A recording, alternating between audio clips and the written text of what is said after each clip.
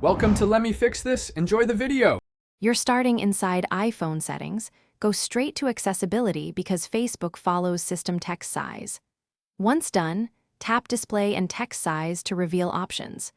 You'll see a larger text toggle and a dynamic type slider. Move it right to enlarge fonts across supported apps.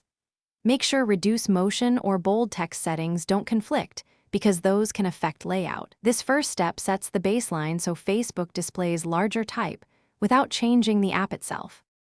Now adjust display zoom to scale the entire iPhone interface, which increases text size in apps that don't fully follow dynamic type. Go to display and brightness, tap display zoom, select zoomed, then hit set. Once confirmed, your phone may restart or briefly relay out UI.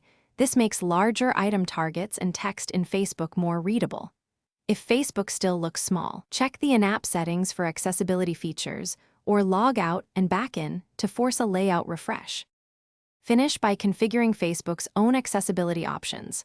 Open the app, tap the menu, go to Settings and Privacy, then Accessibility to enable larger text or captions where available.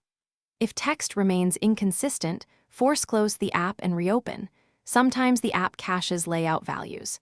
Make sure both iOS and Facebook are updated because older versions can ignore system dynamic type. If problems persist, reboot your iPhone and recheck settings. This usually clears conflict. Thanks for watching. If you found this helpful, don't forget to like and subscribe.